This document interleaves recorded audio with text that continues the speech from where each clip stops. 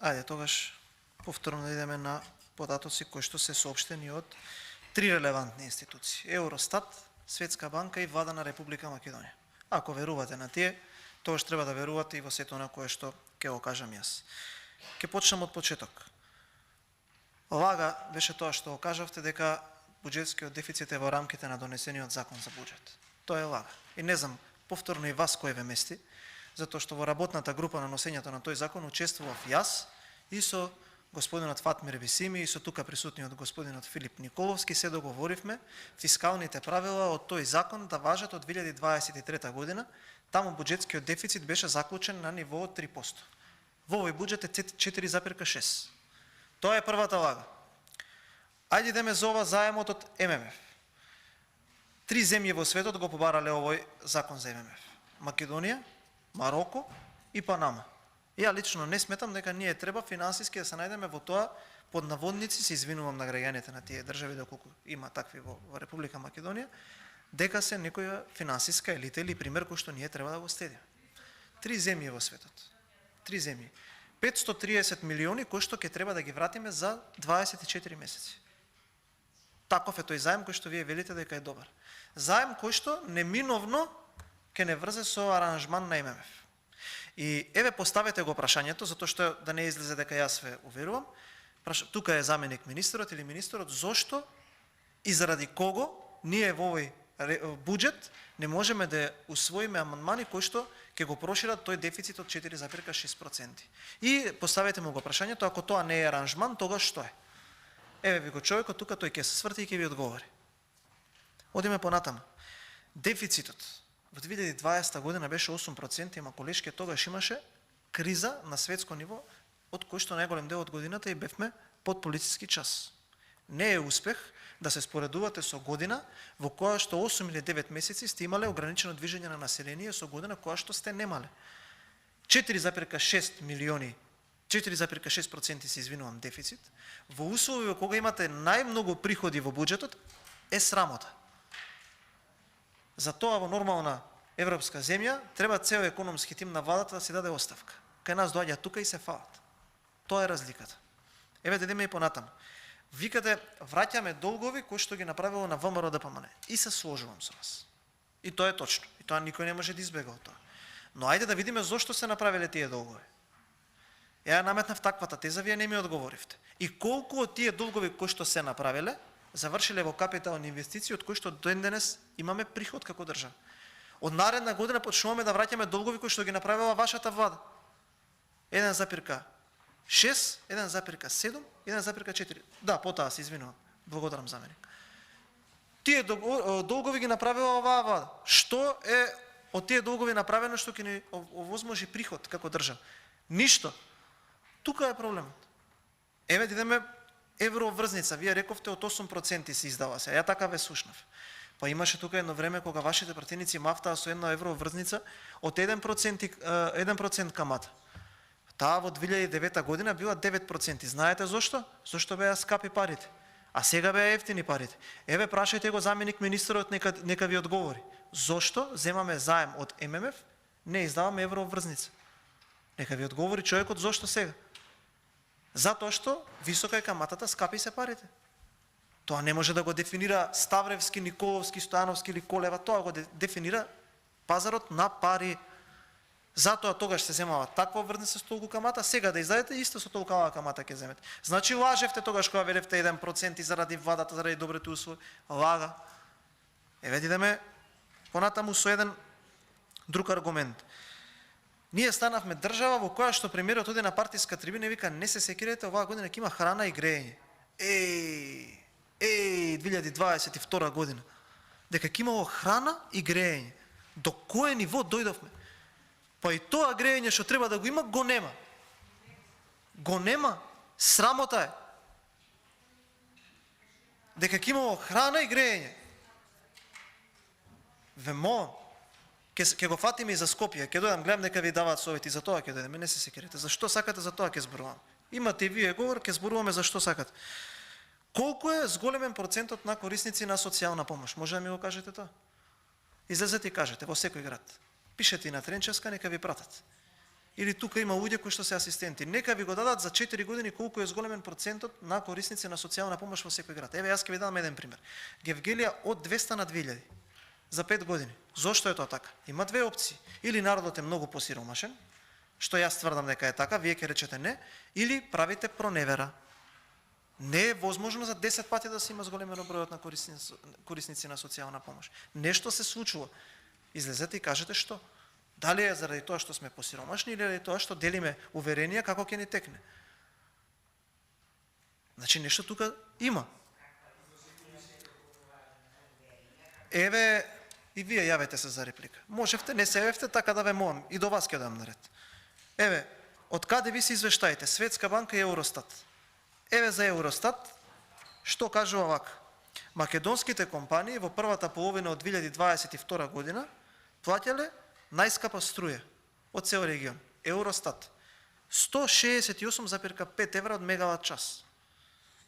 Вели, пред 5 години, нели вие кажувате, овој бил ваков, овој бил онаков, плаќале половина, односно само 52,4 евра. А споредено со тоа што го плаќаат Турција, Србија, Косово, Албанија, Црна Гора и Босна и Херцеговина, македонското стопанство плаќа најскапа струја. По цените на мегават час кон стопанството, не е кон еден параметар. Евростат го кажува. Излезете, кажете ги, ќе спориме за тоа. Излезете и кажете. Вака, од место јас не прифаќам дискусија, заради тоа што не можеме да ги споредиме аргументите. Не е точно. Можеме и за вас да збориме за енергетиката, затоа што се присутна во тој сектор, па ќе видиме како било, како е сега. Индексот на мизерија е од 1970 година востановен. Ако ја извадиме Турција, втора земја. Еве, вие велите дека е лажна вест. Може да ги повикаме граѓаните да одговорат дали е лажна вест. Индексот на мизерија, знаете кај се докажува? Во маркет. Таму се докажува индексот на мизерија. И сега побогато живеат од претедна година или посиромашно граѓани? Лебот поевтин или поскап? Шекерот поевтин или поскап? Сега не може вие да кажувате дека е лажна вест. Значи е покачен индексот на мизерија. По Евростат ние сме третата најсиромашна земја во Европа. Лага или не е лага? Значи е лага е. Добро, чим вие кажувате дека е лага, тогаш еве ќе поверуваме на пратеничката од СДСМ дека е лага. Добро. Просечна плата, вие велите, се зголемува. И гледам само заради тоа што сакам како булец да ви ги побијам сите тези кои што ги кажавте. Просечната плата расте заради тоа што за година и пол ви се затворија 12.000 фирми. Ради тоа што тие што земаат најниски плати, ве молам дозволете се, не сваќам дека ве провоцирам. Имате контрареплика, излезете кажете. 12.000 фирми се затворија, оние со трудоинтензивни дејности кои што земаат најмали плати, тие се први испуштени од работа и нормално дека ќе се качува. Затоа ви реков, еве да ја земеме просечната плата од реалниот сектор. Да видиме тие што се највисоки, најниски и на сите што земаат плати, средната плата да видиме и да видиме што може да се купи од таа плата. Еве за даноците. Вие кажавте дека јас сум измислувал, дека ќе ми го вадите видеото. Вадете го ова видео. Ова вадете го, сега што ќе го кажам. Од даноци државата планира да собере повеќе од половина од парите, или 3,4 милиарди евра, 352 милиони евра или 19,2% повеќе од 2022 година, од кој најмногу од данокот на додадена вредност. Од ДДВ планирани се да се наплатат 1,28 милиарди евра, 26% повеќе од планираниот буџет за 2022 година, со што приходите од овој данок ќе надминат психолошката граница од 1 милиарда евра. Инаку во проста бројка 163 милиони евра повеќе од колку 2022 година. ДДВ е данок на потрошувачката и ова укажува дека инфлацијата нема да се намали. Или вака идеме. На тој начин власта планира да собере 28 милиарди денари повеќе по основ на даноци. Приходите од данок на личен доход планираат да се зголемат за 26% или 65 милиони евра повеќе. За данок на добивка 19,4% или 21 милион евра повеќе, а се размислува и за дополнително оданочување на производи како и за повторно враќање на зелен данок. Тоа го кажав. Тоа го има во буџетот. Вадете го ова видео. Или вадете го видеото на Фатмир Бесими каде што кажува на топ тема на телевизија Телма дека од нова година нема да важи повластената стапка за струјата. Тоа вадете го. Еве и ова вадете го, не е проблем. Ова укажува дека ќе има неуспешна даночна реформа која што арач ќе соберете од граѓанство и од стопанството. Пак ќе кажам, изјави дадени од официјални службеници на власт. За Кавадарци ви верувам дека најмногу капитални инвестиции има направено, заради тоа што таму изгубивте со 11.000 гласи. Значи нешто има. За затворениот базен кој што дваата, прашете ја колешката од Ѓорче Петров до каде и зошто не се гради. Прашете ја, нека ви кажат. Каде е изграден? Еве, криво ми е тука што не е Дарко Каевски, како директор тој ги пушта, еден нека каже каде е изграден. 4 или 5 се почна. Каде има завршен затворен базен во држава? Каде има и зошто нема? Ете нека кажат, еве ја да не кажам, нека каже Наумче Мојсовски.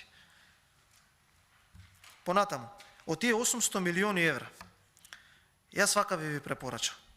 Ако сакаме да ги реализираме и да имаме зголемен процент на реализација, јас свака би направил да сум на ваше место. Би ги дестилизирал тие пари кон општините. Барем половина. Барем половина би ги дестилизирал до општините. Тука не ги двојам. И едни, и други. Дајте му повеќе пари на Коста Костадинов. Дајте му повеќе пари на Перо Костадинов. Дајте му повеќе пари на Горан Герасимовски. Еве, после тоа, намалете ги средствата, дајте им на градоначалниците, на општините кои што се предводени на градоначалници од ВМРО ДПМН. Затоа што централната власт се докажа како неспособна. 40% за 10 месеци. Ајде им ги дадеме на луѓето со непосредните проблеми на граѓаните, затоа што во најголем дел од општините во Република Македонија, на 70% од општините, луѓето се покажа дека знаат како да работат. Дајте да им ги парите на нив, тогаш ќе видите како ќе го качите процентот. И уште две работи. За труд и социјална политика што ја прочитавте бројката, ве молам да ви избрифираат малку подетално.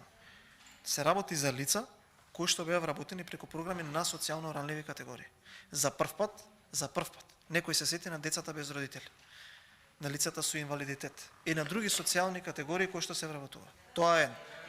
Второ, книгата што имате, книжулето од почитуваната буџетска канцеларија за колку се намалела невработеност. Го имате таму, го видов. За состојбата на пазарот на труд, чинам дека се викаше. Приметете ја следнава бројка. Не ја гледате бројката на колку паднала вработеноста. Односно невработеноста, 14%. Паралелно со намалување на невработеност, право пропорционално треба да биде покачување на вработеност. Таа бројка не е покачена. Што значи тоа? Дека ако невработеноста паѓа, а не се зголемува процентот на вработени луѓе, некаде тоа работно способно население оди. Тука е поентата на тоа што го кажувате вие. Во тоа книгиче, како да го наречам, за кои што податоци сите ќе се согласиме заради тоа што луѓето што го работат се неверојатни професионалци, укажува дека невработеноста се намалува, ама не расте вработеност. И тука е клучот на она што ние го зборуваме. Дека нашето работно способно население се сели. Таа е суштината и друга поента нема. Ви благодарам за можноста да реплицираме и се надевам дека и вака ќе продолжиме во наредниот период. Благодарам.